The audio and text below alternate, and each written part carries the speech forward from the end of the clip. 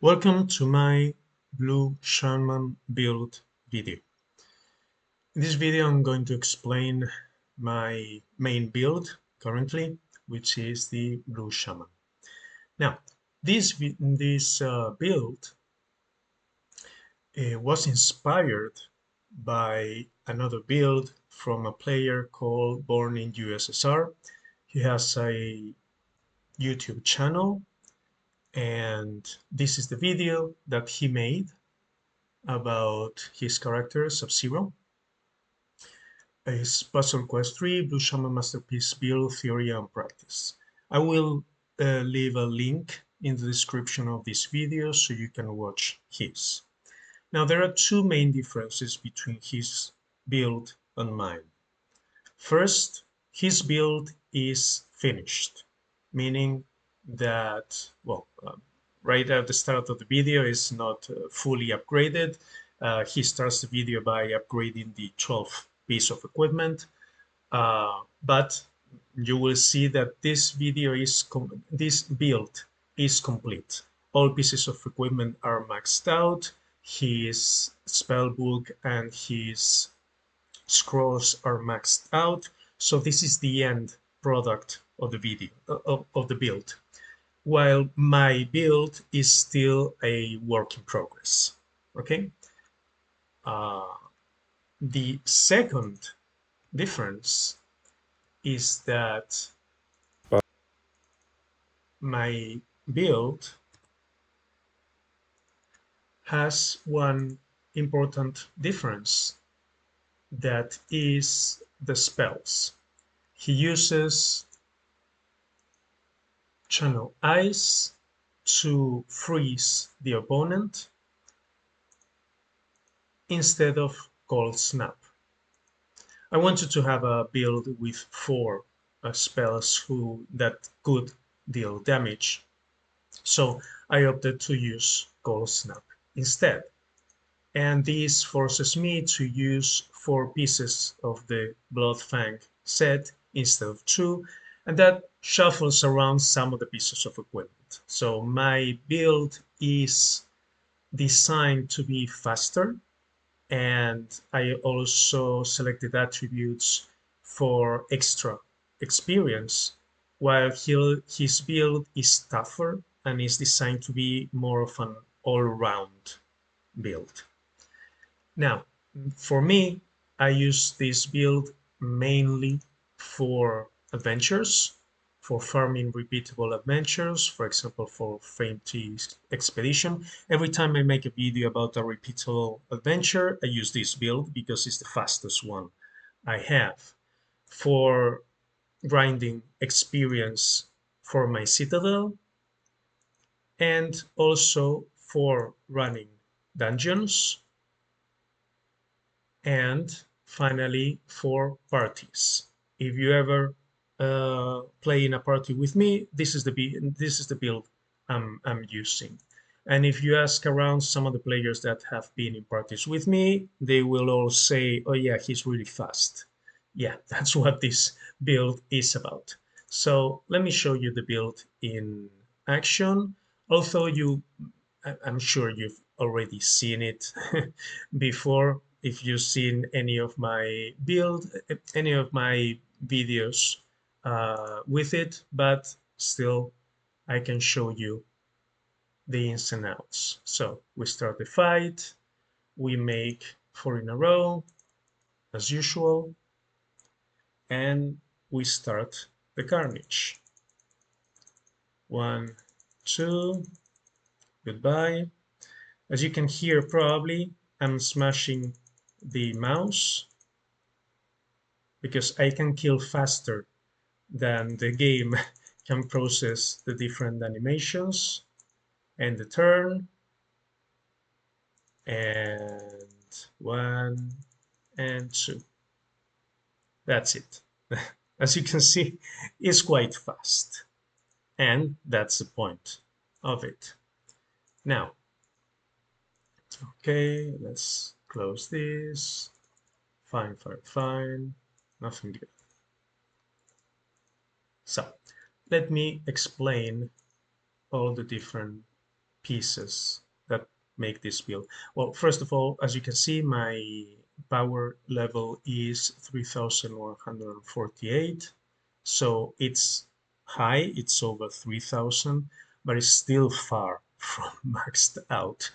I only have two pieces of equipment honed to maximum, which are the gloves, and it's just honing. The quality is still at 700, and the Dragon King X, again, the quality is at 700. And all the other pieces of equipment, I think the boots are almost maxed. Yeah, 890. And I think that's it. Maybe the ring, 800. No, yeah. As you can see, it's high level, but it's far from maxed out. Okay, so let's talk about the pieces of equipment one by one. So let's copy here, empty everything, and put everything back in. So first, the Dragon King X. This is the best weapon when you have a build that has a spell that increases damage depending on the amount of colored gems that you use. Because the Dragon King X works exactly the same way. It has a flat bonus to the elemental damage of its color, and then an additional bonus for each gem on the board. So generating more gems has a double effect on the damage of the spells that work like this. In this specific case, it's Frostbolt. As you can see, deal a flat amount of damage plus a percentage for each blue gem on the board. And this is not maxed out at Ancient Mythic, which is the maximum level. It adds 16%. So this is the first piece. Next, and I don't have this item upgraded yet, but I can show you. This is the last piece of the build that, as I say, I don't have it in mythical quality yet. So it will take probably another month or two until I can put it on. But this will trigger the 2 set bonus for the Dragon King set, which gives, when fighting bosses or mini bosses, there is a 65%. That's because this one is legendary, but on mythical quality, 75% chance to cleanse negative status effect each turn. This is very good for events. There are many events that if you match red gems, you get burned. If you match purple gems, you get hexed. If green gems, you get poison. Those kind of debuffs that the game puts on you, this is a very good way to passively have a chance to cleanse them. And 75% is not a small chance. But for now, I don't have it. And as I said before, I don't use this build for events. I made a video about events already. Please check it out. I use my Warlock for the events. So it's not a main concern for me right now. So as I said, the first piece of the build is the Dragon King X. Now, this is an item that you can only obtain in one adventure. So, if you don't have it, a good replacement until you get Dragon King X is the Runic Mace. This weapon increases your power by a percentage of the colored mastery. This one is dark. I don't think I have a yellow one. Do I? No, I have a purple and a yellow one. Excuse me, a blue one is the one I don't have. But anyway, this is a good replacement until you can get the Dragon King X.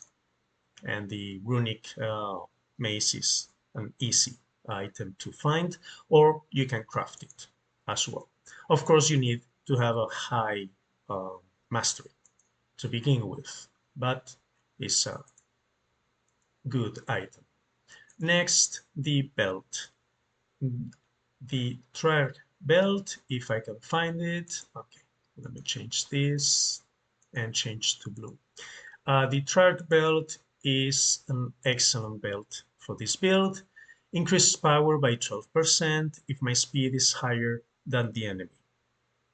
I don't have any boost to my speed. I have the base speed for a level 50 hero, which is 163. However, I also use the Bloodfang boots. Gain 25% speed when casting a blue spell. I have 4 blue spells. So even if on round 1 I was facing an enemy that has a speed higher than 163, on round 2, after casting 4 spells, yeah, I'm gonna be faster. So I'm gonna get this flat bonus to my power. Very, very good belt. Now, as I said before, the spells that I'm using are Frostbolt. Next is, let me see if I can find it. Is this one? Yeah, Ray of Frost. Excuse me. That, yeah, that was a mistake. Okay, I'm gonna start again. Yeah, Ray of Frost, Frostbolt, Focatrace Juju, right here, and finally Cold Snap. Okay, so going back here, let's put back the belt. Okay, now going back here. As I said, his build triggers, uh, no, no. Sorry about that. I'm being a bit sloppy today. Now, his build uses Channel Ice to freeze the opponent. What I do is that I use 4 items of the Bloodfang set to trigger the freeze. Now, why do you want to freeze your opponents? Because of the Bloodfang gloves. They deal 30% bonus damage to frozen enemies. So I use the gloves, the boots that, as I said, increase your speed when casting a blue spell, the shoulders. This is not a particularly good individual piece of equipment. I use it for the set, but when you're facing enemies that have reflect, this ice resistance will reduce the amount of reflected damage you receive. If it's not a huge deal, but it can be useful sometimes. And finally, I use the shield, which also has a chance to freeze when you block. So with these 4 pieces of equipment, shield, shoulders, gloves, and boots, I get extra speed, extra damage when frozen, an additional chance to frozen when blocking, and yeah, the ice resistance for reflect, or when you're playing ice restricted tournaments. Uh, okay, but the most important thing is that I trigger the 4 pieces. There is a 75 chance to inflict freeze on your enemy for 3 turns when you cast a spell. So, in between the shield and these 4 set pieces, the chances to freeze are really, really high, so you can get the extra damage from the gloves. Also, the 2 pieces increases ice resistance on top of the shoulders. Ice resistance is capped at 80%, but I mean, if you have maximum ice resistance and an enemy has reflect and you deal 100,000 damage, with that 80%, you will only receive 20,000 back. So it may make a difference situationally. Now, for the amulet, I'm using this amulet, the Savior's Locket, just because it has very good attributes for this build. I have ice starting mana, I have extra ice damage, and I have melee resistance. But in the future, I want to use I have to change the filter because this one is not blue. Where are you again? Here. I want to use the Yggdrasil pendant that I showed you before. As you can see, it already has the two attributes, two of the three attributes that I want. So it's ready for when I uh, upgrade it to mythical and start working on it. But for now, I'm using this one because it's a very good piece of equipment. For the first ring, I use the bone ring. I don't think I need to explain how much I value starting mana, and I love bone rings, so almost all, if not all, of my builds use bone rings. And for the second ring, I use the Dragon Guard together with the Dragon Guard pants.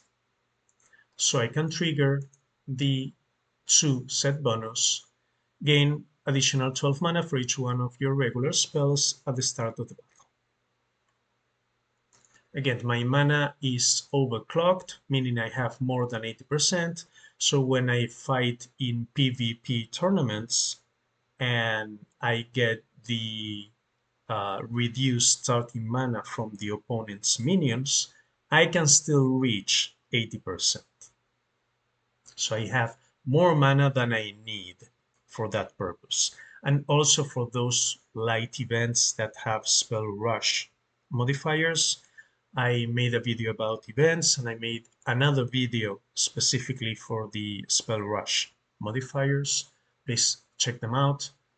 So I can start those fights with my spells already maxed out. Finally, the other two pieces of equipment that you need for this build are the uh, Ancient Dragon set. And I use the Mirror of the Forgotten, which is the chest piece. At the start of your turn, there is a 20% chance to blind the enemy. If it's already blinded, then create one flashbang gem. Is not great, but hey, 20% chance on round one, because this triggers at the start of the fight, and on round one you will always get hit unless you're playing a spell rush event. Uh, okay, it's 20% to receive half damage on round one, so it's not too bad. And for the helm, I'm using the Crown of the Fallen. Now, because I'm using this item, I obviously, because I only have one head, and don't make a joke about it, I already did, I cannot use the Cazduli helm. So obviously this makes this build quite fragile.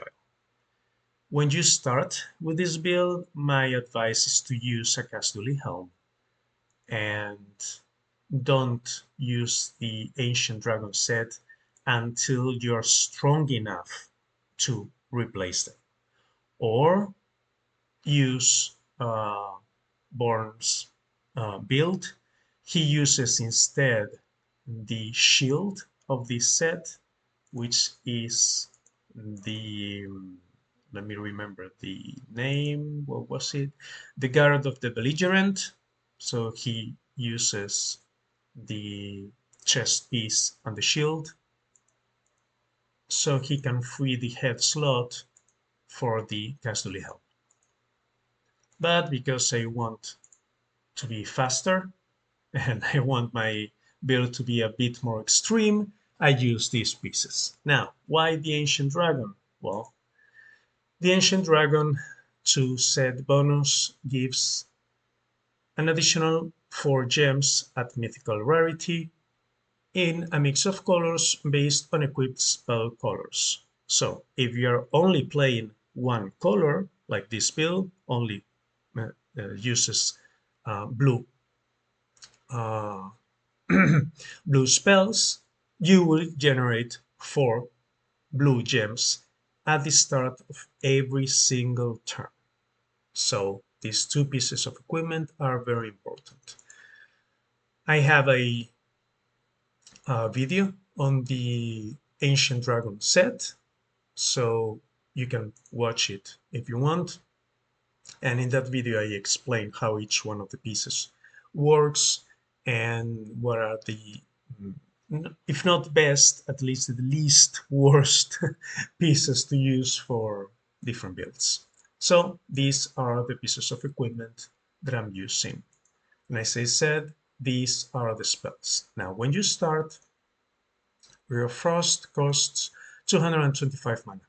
You will not be able to feed this spell when you start.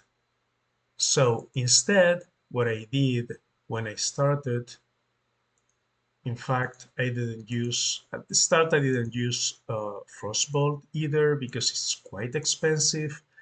But okay, 160 is something that you can attain relatively easily, keyword relatively. And this is the loadout that I used for the first 2 months, give or take. And it was only after 2 months, when I had all the other pieces more or less ready to rock, that's when I got the Mirror of the Forgotten and the Crown of the Fallen, which are cache only items. You cannot farm these items, you cannot craft them, you cannot find them in normal chests. You can only obtain it with ancient coins. And I changed my spells to what I showed you before. So this is what I was using: Frostbolt on slot 1, Cockatrice Juju for stunning on slot 2, Cold Snap on slot 3, and finally Desert Knight on slot 4.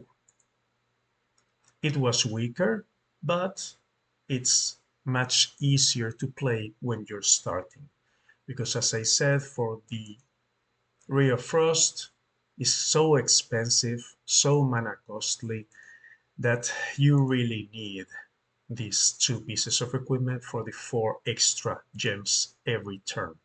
Otherwise, you will find yourself in turns, and this is what happened to me before, where you just cannot fill out all your spells, and the moment you lose sustainability, you lose your life. Finally, let's talk about the different attributes that I have. Now, I don't have all the attributes I want in all pieces of equipment. As I said, this one will be replaced, but I have at least 2 useful um, attributes on each piece of equipment. And then the third one, whenever I have the resources, I try to transfer it from a different piece of equipment. So in each armor, when I say armor, I mean these 6 pieces on the left. So head, shoulders, chest, hands, legs, and feet. I have power and I have ice damage. As you can see, this one has missile resistance. I will replace that later.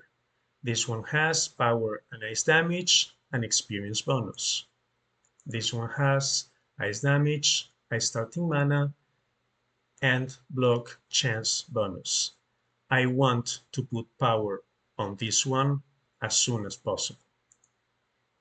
On the gloves, power, ice damage, and experience bonus.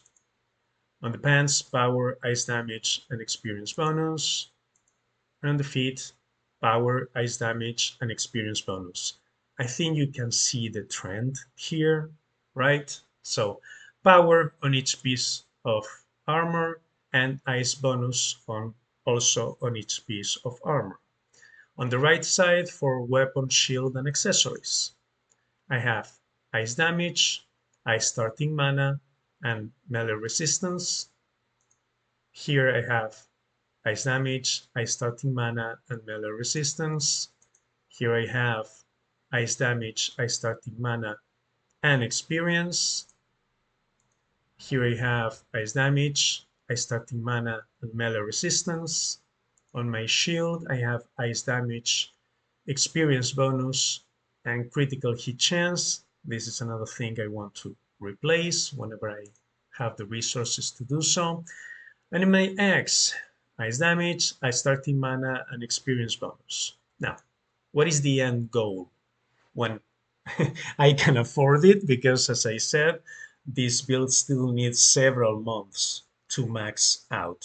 But right now, I wanted to make the video because I thought it was ready uh, to be shown on the video. I want to upload videos for many different builds so you can see many different play styles and have options to choose, but I don't want to upload the video when the build still sucks, because you're gonna think, yeah, this is not for me, this is not good. So, as I said, power on 6 pieces of equipment, additional ice damage on all 12 of them, experience on all 12 of them, so I can grind adventures not only fast, but with the additional experience, and additional, starting ice damage on all the right pieces, so weapon, shield, and all 4 accessories. That will give me 90% plus the ring, the bone ring, and the 2 dragon guard set. That will get me over the 100%, as I said, for PvP and the spell rush events.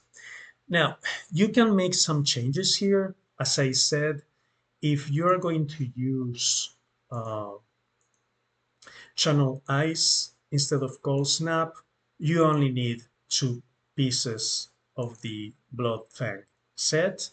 The best ones are the gloves and the boots, so you can replace the shoulders and the shield, and then you can move around the other pieces of equipment. And also the Dragon Guard 2 set is not particularly good. It's very good when you start. That additional 12 mana for each one of your regular spells together with Bone Ring will help you a lot when starting.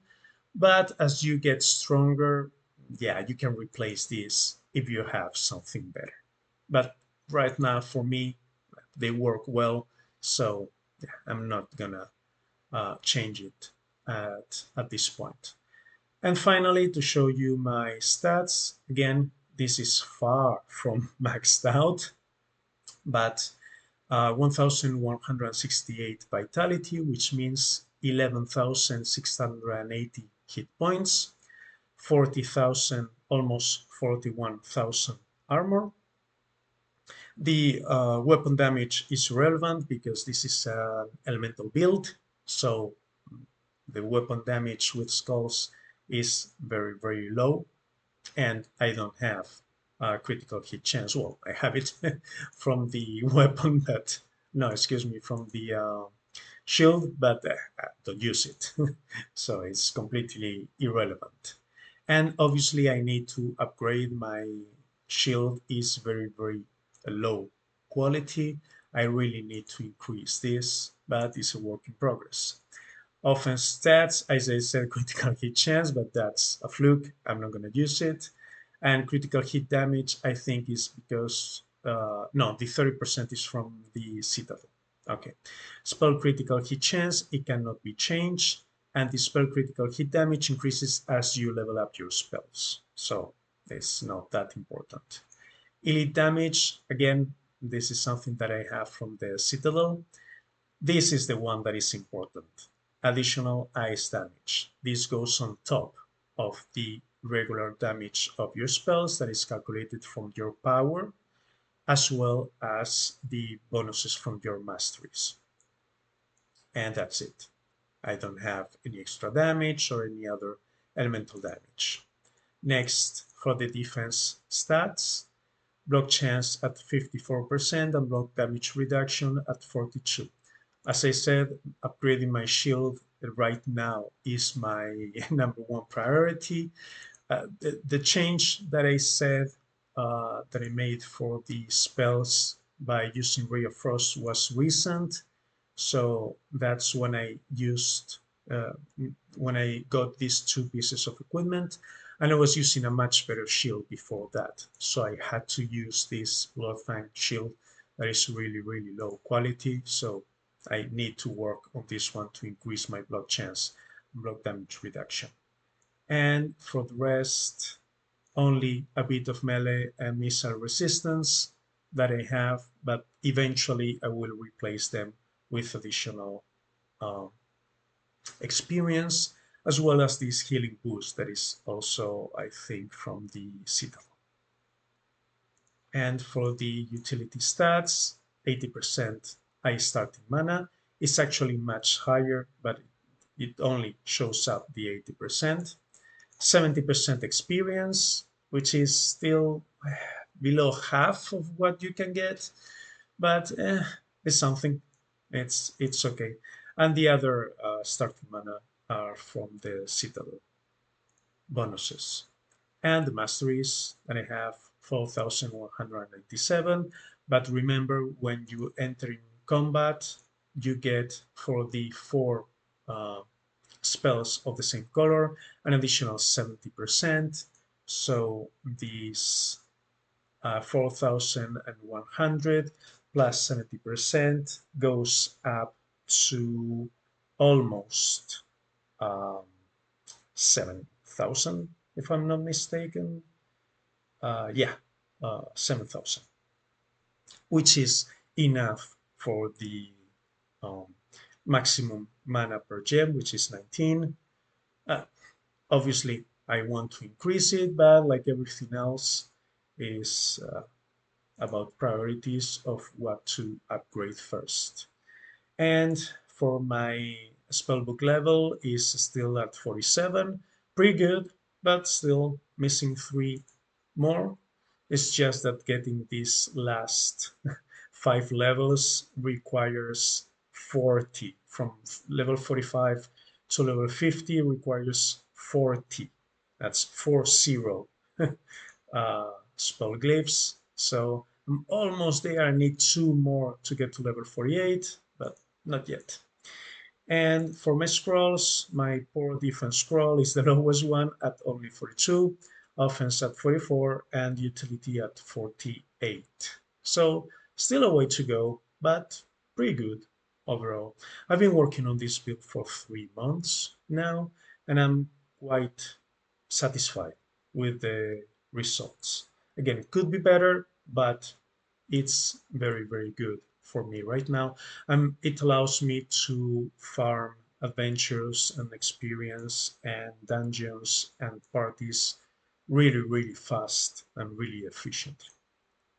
So, as I said, please check out Born's video and also subscribe to his channel. He has a lot of videos with his shaman at the highest level. If you want him destroying the level 200 events, watch his videos. It's really satisfying to see him create for 20 million damage with a spell build.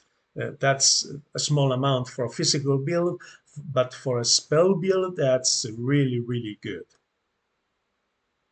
And well, I said 20,000, excuse me, 20 million. I think he crits for more than that. But still, check out his video as well. And that's the end of this one.